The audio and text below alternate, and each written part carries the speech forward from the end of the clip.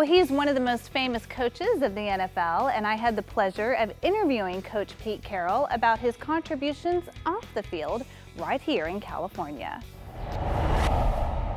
Pete Carroll's 9th season as head coach of the USC Trojans, he's already faced disappointing loss, leaving many California residents wondering what the future holds for the one-time champions.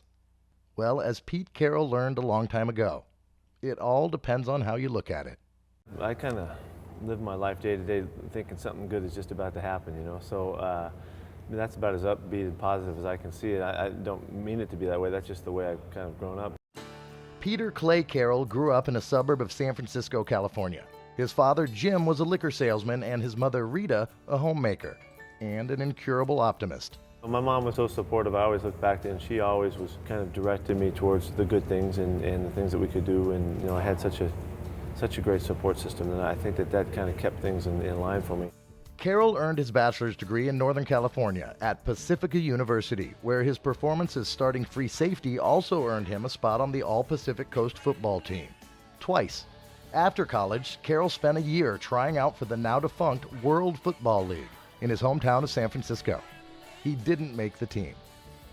Carroll realized that his athleticism would not be his ticket to success and decided to return to Pacifica University as an assistant coach while earning his master's degree in physical education. Then, in 1977, a 26-year-old Pete Carroll took on a defensive coaching job at the University of Arkansas under legendary head coach Lou Holtz.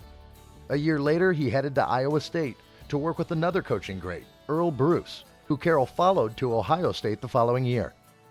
After nearly 20 years in various assistant coaching positions, including stints in the NFL with Buffalo, Minnesota, and New York, in 1994, Carroll finally received his first NFL head coaching position for the New York Jets, an opportunity that proved disappointing. He was fired after only one season. The occurrences have never knocked me down, and they've never kept me down, and I think that's all goes way back to the home.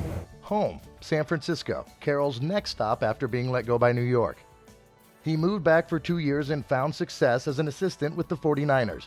Carroll then spent 2 years as head coach in New England, where he still holds the franchise's second-best winning percentage. His next move would be life-changing.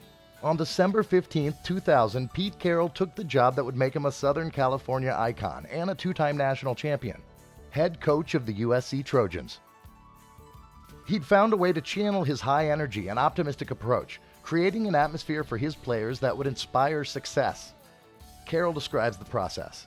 An empowerment process that really is trying to build people up to become the best that they can. So all of that just doesn't have any room for negativity. It doesn't have any room for going, looking at the dark side of things. And so that's just kind of the environment and the culture that we've created here, and it's served us very well. In 2001, Carroll found a way to bring his team's environment of hope to the streets of South Central Los Angeles with a program called A Better LA. It's a nonprofit committed to supporting Los Angeles communities and redirecting gang members from negative to positive activities and positive visions for their future. I go in with people that, in the different areas that are familiar with the area so that we can meet people. Basically, we listen.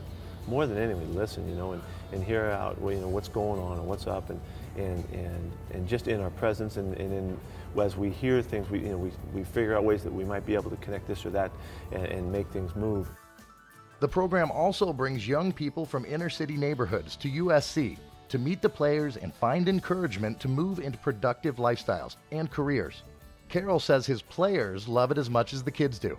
And they look into the eyes of those kids, and obviously our kids feel kind of their situation a little bit, and they can they look back to when they were kids, and they see it. So they make a good effort to connect with them and bring a little bit of fun, a little bit of joy, and a little bit of hope that maybe someday they could be in a situation somewhat like this.